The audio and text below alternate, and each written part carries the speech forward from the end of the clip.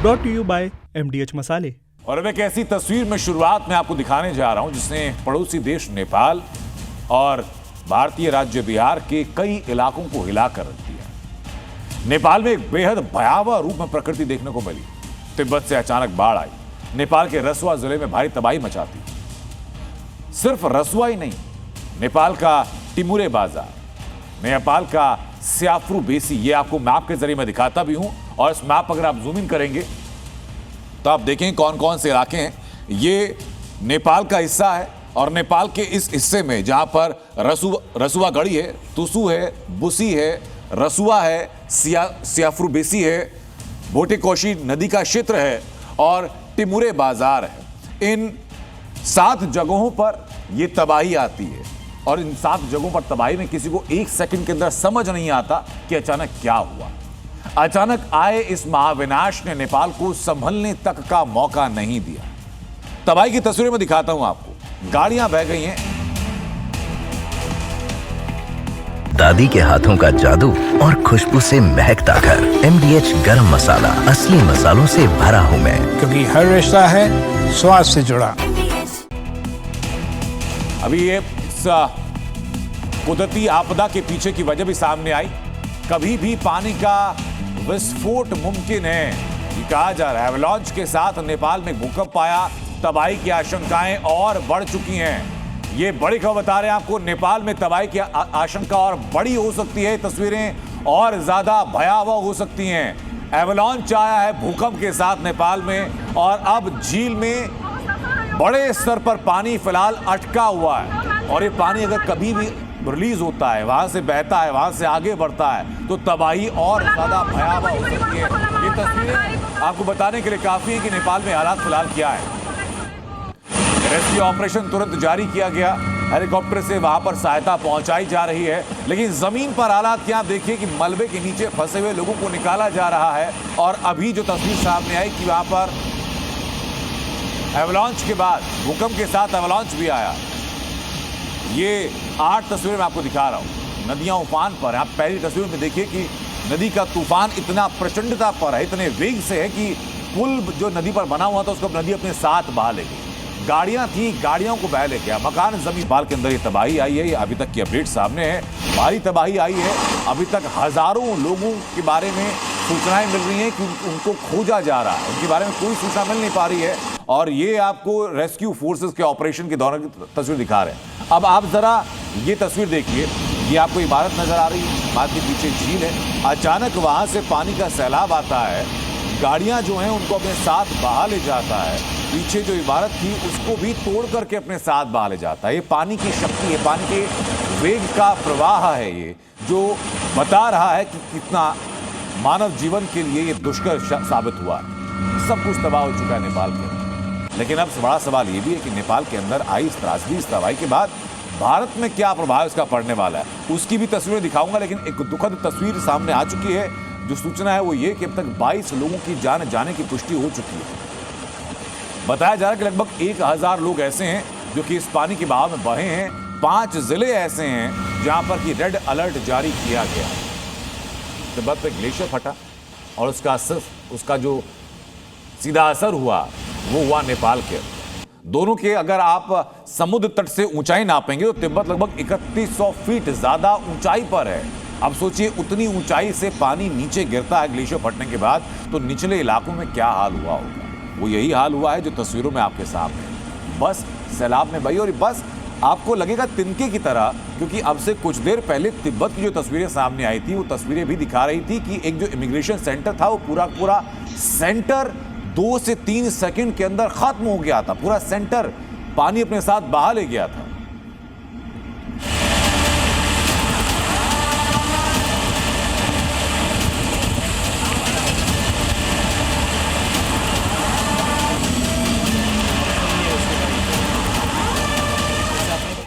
उफान पर भोटेकोशी नदी।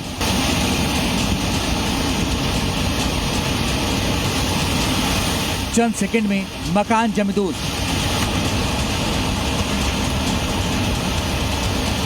तिनके की तरह बही गाड़ियां।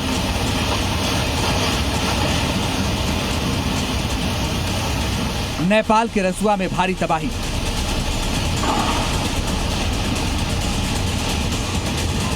ये तस्वीरें नेपाल की हैं, जहां कुदरत का एक रौद्र रूप है जिसे देखकर किसी की भी रूह कांप जाए।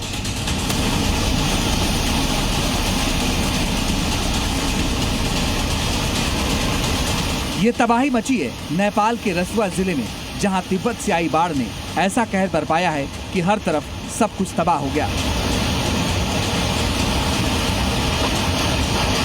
सुबह के करीब 9 बजे थे कि किसी को अंदाजा भी नहीं था कि कुछ ही पलों में क्या होने वाला है। अचानक तिब्बत की तरफ से भारी सैलाब उमड़ा और भोटेकोशी नदी उफान पर आ गई। पानी का वेग इतना भयानक था कि टिमुरे और स्याफ्रोवेसी इलाके में जो भी आया वो समंदर जैसी इस बाढ़ में समा गया। देखते देखते मकान जमींदोज हो गए, जिसके बाद वहां धूल का धुआं उठता दिखाई दिया। नदियों का बहाव इतना तेज था कि कई इलाकों में पलक झपकते ही पहुंच गया, जिसके बाद वहां मौजूद गाड़ियां पानी में खिलौनों की तरह तैरने लगी।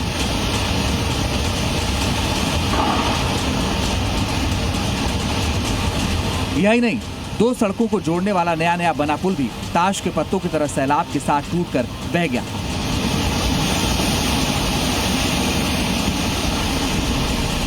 इस जलप्रलय ने सबसे बड़ा आघात रसुआ के टिमुरे बॉर्डर पोस्ट पर किया है। वहां तैनात 9 पुलिसकर्मी अचानक आई इस बाढ़ के बाद से लापता बताए जा रहे हैं। खतरे को भांपते हुए नेपाल के कई जिलों में इमरजेंसी अलर्ट कर दिया गया है। प्रभावित इलाकों में बचाव और राहत कार्यों के लिए नेपाली सेना, सशस्त्र पुलिस बल और नेपाल पुलिस को तैनात कर दिया गया है।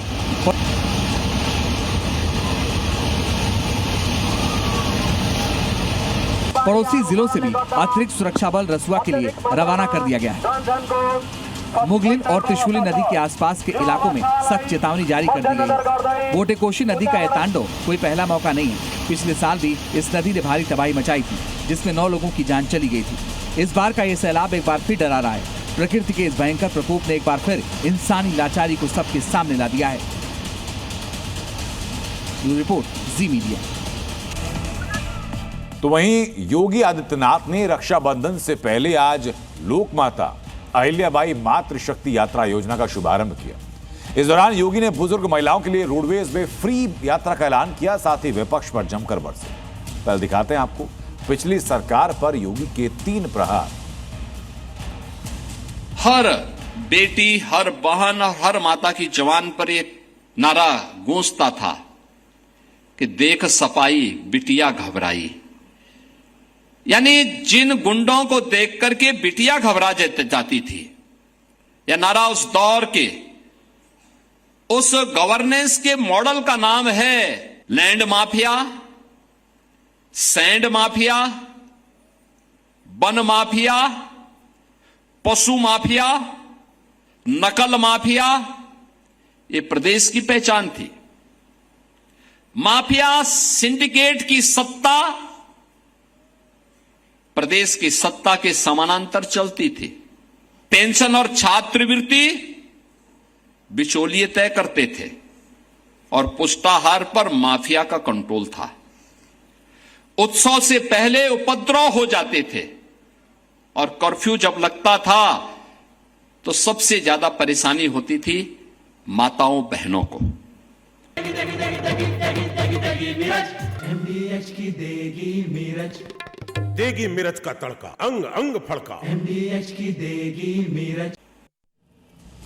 योगी ने विपक्ष निशाने पर लेते हुए साफ कहा कि 2017 से पहले मां बेटियों में खौफ था, लेकिन आज महिलाओं की सुरक्षा के लिए खतरा बनने वाले या तो जेल में होते हैं या जहन्नुम में होते हैं।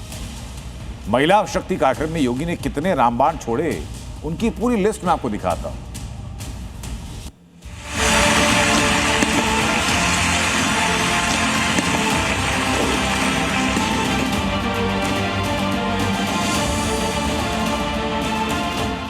देखते रहिए हैं इधर। रक्षाबंधन से पहले योगी का मात्र शक्ति बंधन। रक्षाबंधन पर योगी का महिला सुरक्षा प्रण। चुनाव में आधी आबादी दिलाएगी पूर्ण बहुमत। यह है योगी सरकार का क्विक फैसला, योगी आदित्यनाथ का अंदाज। रक्षाबंधन से ठीक पहले सीएम योगी ने यूपी की मातृशक्ति को अपने तरीके से नमन किया है। राखी से पहले यूपी की बुजुर्ग महिलाओं को बड़ा तोहफा दिया है। उत्तर प्रदेश कैबिनेट बैठक में जिन 24 प्रस्तावों को मंजूरी दी गई उनमें 60 साल से अधिक उम्र की महिलाओं के लिए निःशुल्क बस यात्रा का प्रस्ताव भी शामिल है, जिसे लोक माता अहिल्याबाई मातृ शक्ति योजना नाम दिया गया है। इस प्रस्ताव के तहत 60 साल से अधिक उम्र की महिलाएं यूपी एसआरटीसी की बसों में आजीवन मुफ्त यात्रा कर सकेंगी। अनुमान के मुताबिक रोजाना करीब 88,438 महिलाएं इस यात्रा सुविधा का लाभ उठाएंगी और इस सुविधा पर योगी सरकार हर महीने 22 करोड़ 55 लाख रुपए खर्च करेगी। सरकारी बसों में मुफ्त यात्रा का लाभ लेने वाली महिलाओं को यूपी परिवहन निगम की ओर से विशेष स्मार्ट कार्ड दिया जाएगा और 60 साल से ज्यादा उम्र के महिलाओं को आयु प्रमाण पत्र के लिए आधार या वोटर कार्ड दिखाना होगा। बढ़िया है सुविधा। हाँ बढ़िया सुविधा है। कहीं जाती हैं बस से घूमने आप? हाँ जो जाते हैं। जाती हो तो आप टिकट नहीं लेना पड़ेगा। अच्छा। माता जी कितनी उम्र है आपकी? हमारी 60 साल है। 60 साल है। तो अब ये सरकार की जो नई योजना है कि 60 साल से ऊपर की जो महिलाएं हैं अब फ्री में घूमेंगी और सिर्फ जिले में ही नहीं दूसरे जिलों में भी जाएंगे और दूसरे राज्यों में भी जा सकती हैं। तो इस योजना के लिए आप क्या गवर्नमेंट के लिए कहना चाहेंगे? अच्छे हैं योगी जी, अच्छे हैं, बहुत अच्छा काम कर रहे हैं। अच्छा काम कर रहे। देखिए और भी है। माता जी क्या नाम है? मंगाला साहब। आप बहुत खुश नजर आ रही। बस से सफर करती हैं? हाँ साहब खूब। हाँ मजा आती है बस से? बढ़िया ठंडी एसी बस है। हाँ बच्चा ठंडी, पैसा भी ना पड़ी। बढ़िया है। हाँ देश के सबसे बड़े प्रदेश के सीएम योगी आदित्यनाथ सियासत के धुरंधर हैं। वो अच्छी तरह जानते हैं कि यूपी में सिर्फ 6 महीने बाद विधानसभा चुनाव होने वाले हैं। यही वजह है कि योगी आदित्यनाथ न सिर्फ हर वर्ग को अपने साथ जोड़ रहे हैं बल्कि महिला सुरक्षा और क्राइम कंट्रोल को लेकर भी पूरी तरह सजग हैं। और योगी अपने कार्यक्रमों में अपने सियासी प्रतिद्वंदियों पर प्रहार करने का भी कोई मौका नहीं छोड़ रहे। उस समय ये हर बेटी, हर बहन और हर माता की जवान पर एक नारा गूंजता था कि देख सपाई बिटिया घबराई। यानी जिन गुंडों को देख करके बिटिया घबरा जाती थी, यह नारा उस दौर के उस गवर्नेंस के मॉडल का नाम है जिसमें बेटी की सुरक्षा पे संकट था। यूपी में जेन ज़ी से लेकर बुजुर्ग महिलाओं के लिए योगी सरकार ने अपनी झोली खोली है। चुनावी मौसम से पहले यूपी में एम यानी महिला फैक्टर को साधने की पूरी कवायद शुरू हो चुकी है, क्योंकि आंकड़े बताते हैं कि माताओं और बहनों के आशीर्वाद से योगी आदित्यनाथ प्रदेश में जीत और सीएम की हैट्रिक लगा सकते हैं। आंकड़ों के मुताबिक यूपी में 6 करोड़ 9 लाख महिला वोटर्स हैं। इनमें से 1 करोड़ महिलाओं की उम्र 60 साल से ज्यादा है, जबकि 30 साल से कम उम्र वाली महिलाएं 6 करोड़ हो सकती हैं। इसका मतलब है कि अगर यूपी की मातृशक्ति का आशीर्वाद योगी आदित्यनाथ को मिलता है तो 2027 में वो फिर से मुख्यमंत्री बन सकते हैं।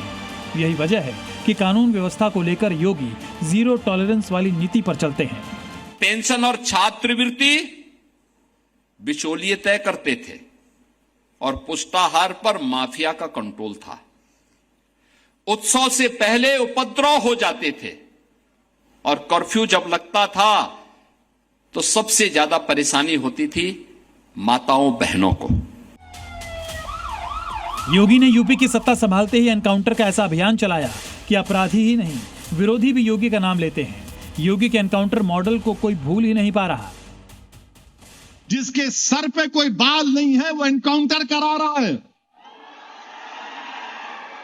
वो क्या क्या बातें करते हैं। योगी के फॉर्म को देखकर विरोधी अपना टॉपिक बदल रहे हैं। चाहे कोई उत्तर से हो या दक्षिण से, यूपी की सियासत का नाम योगी के साथ ही लिया जाता है। बहरहाल योगी का मिशन जारी है। बिटिया, बहनें और माताएं तीनों का इन्हें आशीर्वाद चाहिए, क्योंकि रण चुनाव का है और भरोसा है मातृ शक्ति के सहारे सियासी नैया पार लगाने की। लखनऊ से मयूर शुक्ला के साथ bureau report, Zee media. Nepal के लिए भारत राहत सामग्री भेजेगा, ये खबर सामने है। भारतीय वायुसेना के एयरक्राफ्ट इसके लिए तैयार किए गए। C-130J aircraft Bharat. लाल रंग इसका अपार, तीखा कम है फिर भी स्वाद। बेमिसाल बेमिसाल MDH Kashmiri. MDH Kashmiri. MDH से राहत सामग्री लेकर के नेपाल पहुंचेगा। भारतीय प्रधानमंत्री नरेंद्र मोदी ने नेपाल के प्रधानमंत्री बालेन शाह से जिस वक्त बात की थी तभी प्रधानमंत्री मोदी ने कहा था कि भारत हर संभव मदद करेगा नेपाल की इस विकट परिस्थितियों में।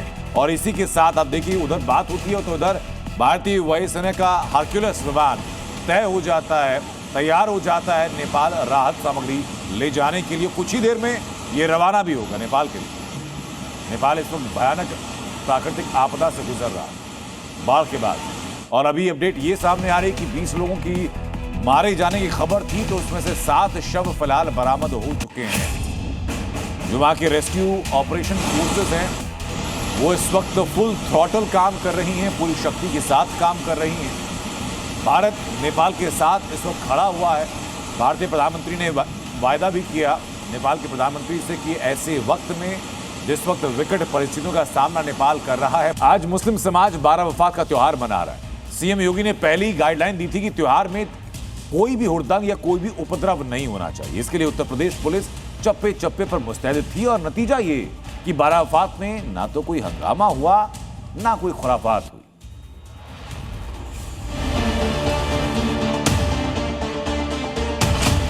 धर्म चक्र बदलता है। अगर उस समय उपद्रव था तो मोदी जी के नेतृत्व में जब डबल इंजन की सरकार यूपी में आई तो उपद्रव को उत्सव में बदल दिया गया है। योगी जो कहते हैं वो करके रहते हैं और अगर कुछ रह भी जाए तो योगी फोर्स उसे भी पूरी तरह तामील कर देती है। तस्वीरें यूपी की राजधानी लखनऊ की हैं। 12 वफात यानी ईद ए मिलाद उन नबी के मौके पर सुरक्षा के कड़े इंतजाम किए गए। लखनऊ के जिस इलाके में जुलूसे मदहे सहाबा निकलना था वहां पर घुड़सवार पुलिस, पीएसी और आरएफ की कंपनियों के साथ सैकड़ों की तादाद में पुलिस बल को तैनात किया गया ताकि 12 वफात के मौके पर किसी तरह की कोई खुराफात ना हो। हाथों में लोग झंडा बैनर लिए हुए हैं। जिस तरह से हर साल जुलूस निकालते हैं उसी तरह निकाला जा रहा है। सुरक्षा व्यवस्था की बात करें, देखिए यहाँ पर तमाम पुलिसकर्मी जो यहाँ पर लगाए गए। अभी फिलहाल जुलूस निकलने वाला है। पुलिसकर्मी जैसे जुलूस निकलेगा तुरंत जुलूस के साथ निकलेंगे। तमाम पुलिस फोर्स आपको दिखाते हैं। पीछे भी देखिए पैरामिलिट्री फोर्स यहाँ पर लगाई गई है कि जो जुलूस है उसको लेकर जो तैयारियां हैं वो पूरी तरीके से जोरों शोरों पे करी गई हैं। और जो व्यवस्थाएं हैं, लखनऊ को 5 जोन में बांटा गया है कि जो जितने भी जुलूस निकलेंगे उस पे सभी जुलूस पे ड्रोन कैमरे से, सीसीटीवी कैमरे से नजर रखी जाएगी। संवेदनशील संभल में भी योगी की खाकी पूरे एक्शन में नजर आई। संभल को 5 जोन और 16 सेक्टर में बांटने के साथ ही मजिस्ट्रेट की तैनाती की गई। सत्यव्रत जिला कंट्रोल रूम से सीसीटीवी के जरिए संवेदनशील इलाकों की निगरानी के निर्देश दिए गए थे। 12 वफात के जुलूसों को देखते हुए पुलिस प्रशासन के स्तर पे पीस कमेटी की मीटिंग हो गई है। थाना मोहल्ला स्तर पे सभी मीटिंगों का आयोजन हो चुका है। पूर्व वर्षों की तरह ही शांतिपूर्वक त्योहार को मनाने के लिए और जुलूस के निर्धारित रास्तों पर ही निकाले जाने के लिए सभी ने सहमति भी जताई है। लेकिन बावजूद इसके संभल में आई लव मोहम्मद के बैनर लगाकर उत्सव की फिजा को बिगाड़ने की कोशिश की गई। दूसरी तरफ चंदौसी में आई लव अल्लाह के बैनर लगाकर योगी फोर्स को चैलेंज करने की हिमाकत हुई। लेकिन इन पोस्टर्स के जरिए की जा रही साजिश की मंशा को इलाके के मुस्लिम समुदाय ने ही सिरे से खारिज कर दिया। हमारे दिल में है और अल्लाह से मोहब्बत दिल में है, दिखावा नहीं करता। लेकिन ये बैनर लगाए गए आप ये गलत है जो माना जाए तो, अगर देखा जाए तो हमारे शरीयत के साथ किसी तरह से माहौल खराब ना हो इसके लिए सीएम योगी ने सुरक्षा के कड़े इंतजाम किए थे। इस घटना के बाद जुलूस में नारे लगाने वाला कट्टरपंथी योगी फोर्स के रडार पर है और उसकी इस गुस्ताखी की सजा योगी फोर्स देगी, क्योंकि ये लगातार तीसरा साल है जब 12 वफात के नाम पर माहौल खराब करने की कोशिश हुई है।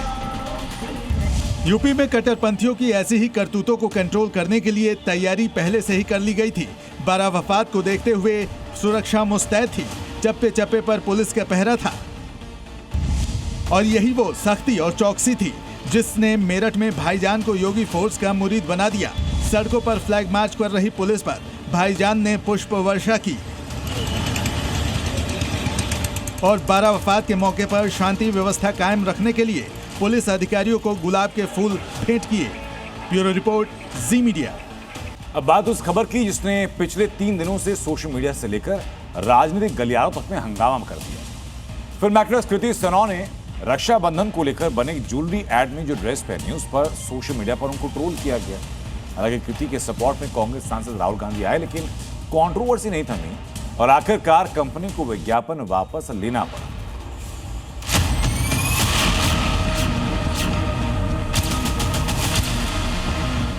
रक्षाबंधन को सनातन धर्म में भाई बहन के पवित्र रिश्ते का त्योहार कहा जाता है, मगर इस त्योहार पर एक ज्वेलरी ब्रांड के विज्ञापन को लेकर विवाद छिड़ गया।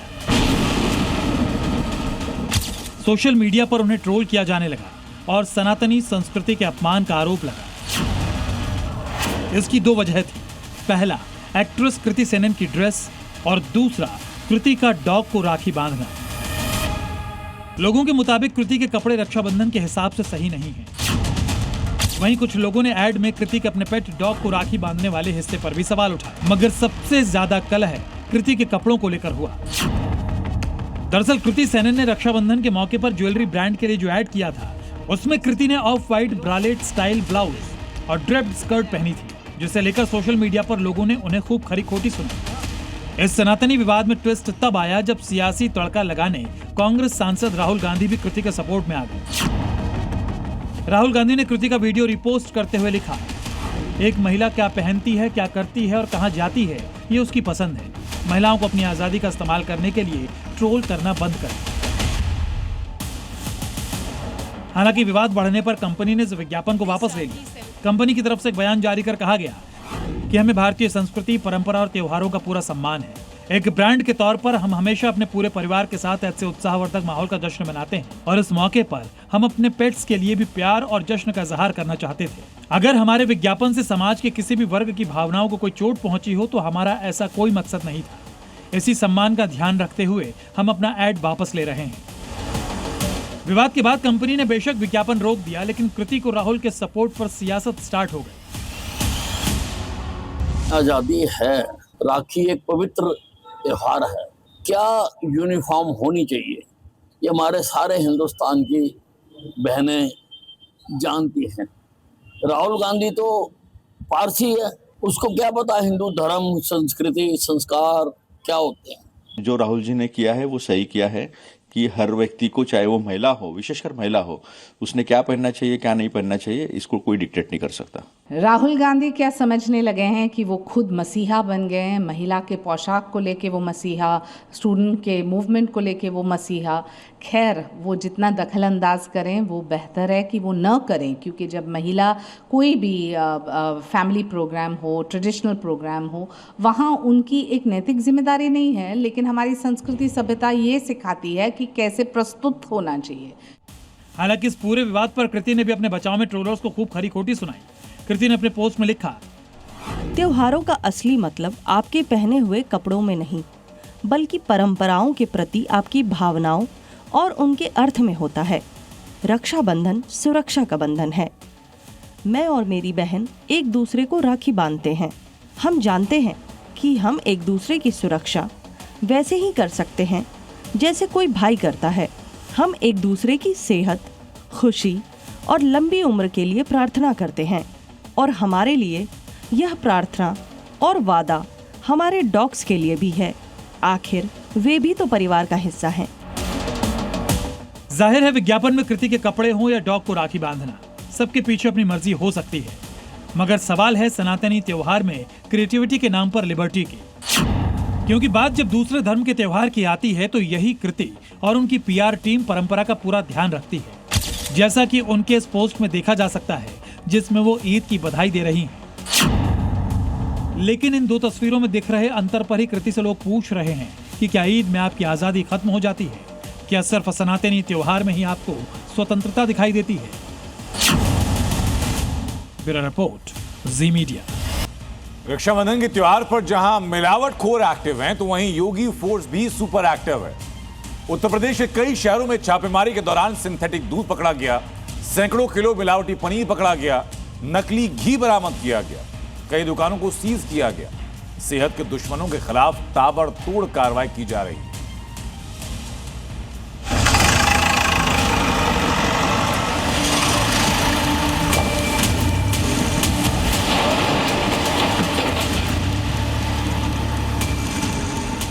मिलावट के खिलाफ पीले पंजे कर रहा है। सफेद जहर पर बुलडोजर स्ट्राइक। योगी फोर्स का एक्शन, मिलावटी पनीर दफ्न। त्योहारों पर मिलावटखोरों के खिलाफ ताबड़तोड़ एक्शन हो रहा है। अपने फायदे के लिए लोगों की सेहत से खिलवाड़ करने वालों पर दिन और रात कार्रवाई हो रही है। कहीं मिलावटी पनीर पकड़ी गई तो कहीं पर गंदगी में बन रही मिठाई नष्ट की गई। शहर शहर मिलावटखोरों की शामत आ गई है। यूपी में माफिया और अवैध कब्जों के खिलाफ गरजने वाला बुलडोजर मिलावटखोरों के खिलाफ भी गरज रहा है। हापुड़ में मिलावट के खिलाफ पीले पंजे ने एक बड़ा गड्ढा खोदा। देखते ही देखते 6 क्विंटल से ज्यादा मिलावटी पनीर को गड्ढे में दफन कर दिया गया। ये मिलावटी पनीर दिल्ली और एनसीआर भेजी जानी थी, लेकिन खाद्य सुरक्षा विभाग ने इसे पहले ही नष्ट कर दिया। फतेहपुर में मिलावटखोरों के खिलाफ एक्शन हुआ तो पूरे इलाके में हड़कंप मच गया। खागा इलाके में फैक्ट्री के अंदर मिलावटी मिठाई पकड़ी गई और फिर बुलडोजर ने अपना काम शुरू कर दिया। करीब 30 क्विंटल से ज्यादा दूषित मिठाई को बुलडोजर से नष्ट कर दिया गया। फैक्ट्री के भीतर मिठाई बनाने के लिए मिलावटी दूध, रिफाइंड सोयाबीन तेल का उपयोग हो रहा था। रक्षाबंधन पर बेचे जाने वाली मिठाई को फैक्ट्री से कुछ ही दूरी पर नष्ट कर दिया गया। अब संभल की इन तस्वीरों को देखिए, जहां पकड़ी गई ये सोन पापड़ी खाने लायक नहीं है। खाद्य सुरक्षा विभाग की टीम ने करीब 2 क्विंटल से ज्यादा सोन पापड़ी को गड्ढे में दफन करवा दिया। ये सोन पापड़ी मिलावटी मैदे से बनाई जा रही थी। इस मीठे जहर को गड्ढे के अंदर डालकर बर्बाद कर दिया गया। रायबरेली में भी मिलावटखोरों पर खाद्य सुरक्षा विभाग का एक्शन हुआ। भोजपुर इलाके में करीब 3 क्विंटल मिलावटी मिठाइयों को नष्ट कराया गया। फैक्ट्री के अंदर मिलावट के साथ ही गंदगी का अंबार था। रसगुल्ले खुले में रखे गए थे। संत कबीर नगर में खाद्य विभाग ने जब मिठाई की दुकान में छापेमारी की तो वहां मिठाई बनाने के लिए इस्तेमाल छेने में जबरदस्त लापरवाही दिखाई दी। इस दुकान के अंदर छेना मिठाई खुले में रखी गई थी और मिठाई के अंदर मरी हुई मक्खियां पड़ी थी। यहां मिला 2 क्विंटल से ज्यादा छेना फेंक दिया गया। दरअसल त्योहार कोई भी हो, मिलावटखोर सुपर एक्टिव हो जाते हैं। मुनाफा कमाने वालों के खिलाफ समय समय पर सख्त एक्शन की जरूरत है, ताकि ऐसे लालची हमारी और आपकी सेहत से खिलवाड़ ना कर सके। Bureau report, Zee media. अब आपको न्यूयॉर्क से आई खबर दिखाते हैं। न्यूयॉर्क में आरएसएस प्रमुख मोहन भागवत का एक कार्यक्रम है और इस कार्यक्रम से पहले न्यूयॉर्क के कट्टरपंथी मेयर ममदानी घबरा गए। ममदानी ने साफ तौर पर आरएसएस के इस कार्यक्रम का विरोध किया, जिसके बाद भारत में भी इसे लेकर राजनीति गर्म है। ये हैं जोहरान ममदानी, जिनकी पहचान जितनी न्यूयॉर्क के मेयर के तौर पर है, उससे ज्यादा इनकी कट्टर सोच ने न्यूयॉर्क को दुनिया भर में शर्मसार किया है। अमेरिका की ग्लोबल सिटी न्यूयॉर्क का सर्वे सर्वा बनकर ममदानी ने एक बार फिर आरएसएस के बहाने हिंदुओं का विरोध और अपनी कट्टरपंथी सोच का नमूना पेश किया है। और इसकी वजह है न्यूयॉर्क की धरती पर आरएसएस प्रमुख मोहन भागवत के स्वागत की ये तस्वीर है। दरअसल आरएसएस के शताब्दी वर्ष के मौके पर संघ प्रमुख मोहन भागवत न्यूयॉर्क पहुंचे। 29 अगस्त को मेडिसन स्क्वायर गार्डन में भागवत 5000 भारतीयों को संबोधित करेंगे। लेकिन इस कार्यक्रम को लेकर अमेरिका में सियासत और विरोध दोनों शुरू हो चुके हैं और न्यूयॉर्क के मेयर ममदानी ने साफ कहा है कि वो आरएसएस की रैली का समर्थन नहीं करते।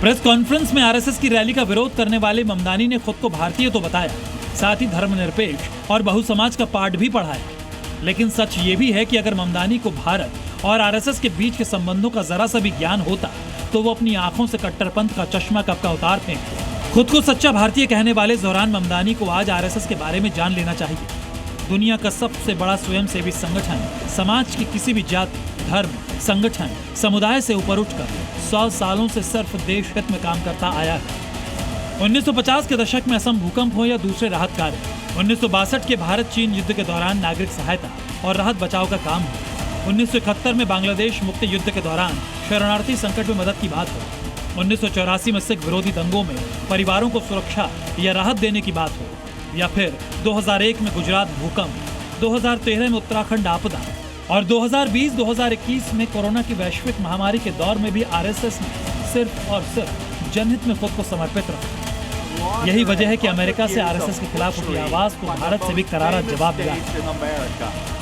वो है कि मेंढक से आप क्या पूछोगे कि समुंदर और दरिया होता है क्या? अब जितना छोटा जहन होगा वैसे ही जवाब देगा ना। वो बिल्कुल पीस लविंग यूनिटी के बारे में बात करने वाले, ऐसे में ममदानी का इस तरह का स्टेटमेंट जो है वो डिविसिव स्टेटमेंट है और कहीं ना कहीं लोगों को उत्तेजित करने वाला स्टेटमेंट है। वो न्यूयॉर्क तो उनसे संभल नहीं पा रहा है और जहां पर परम पूजनीय सरसंघ चालक जी जा रहे हैं वो उसका विरोध करने वाले, विरोध करने दीजिए, वो तो रोक नहीं पाएंगे। लेकिन न्यूयॉर्क के मेयर ममदानी के बयान के बाद देश में विपक्ष को सत्ता के बहाने आरएसएस पर हमले का एक मौका सा मिल गया है। उन लोगों ने तो ऑलरेडी आतंकवादी संगठन डिक्लेयर कर चुके हैं, लेकिन अब मोहन भागवत जी विरोध होने के बाद भी वहाँ क्यों गए, ये एक संशोधन का हिस्सा बन चुका है। क्या करेंगे, पूरी दुनिया में क्या दिखाना चाह रहे हैं? देश के नौजवानों को बर्बाद कर दिया, और जिसके साथ दोस्ती अमेरिका के साथ की थी उसने HBN वीज़ा जो वहाँ से मिलता था बच्चों के लिए, वो उसके ऊपर क्या हाल कर दिया। न्यूयॉर्क जैसा शहर है मल्टी रिलीजियस, वहाँ पर RSS का जो थ्योरी है वो चलेगा नहीं। न्यूयॉर्क का मेयर बनने के बाद ममदानी का कट्टरपंथ सड़क से लेकर दफ्तर तक नजर आने लगा है, जिसका खुलकर विरोध भी होता आया है। लेकिन इसके बावजूद ममदानी को तकलीफ RSS से है, दिक्कत मोहन भागवत के संबोधन से है। और सवाल सिर्फ एक रैली के विरोध का नहीं, सवाल उस सोच का है जो अपनी विचारधारा को जगह देती है, लेकिन दूसरी विचारधारा से परहेज भी करती है। Bureau report, Zee media.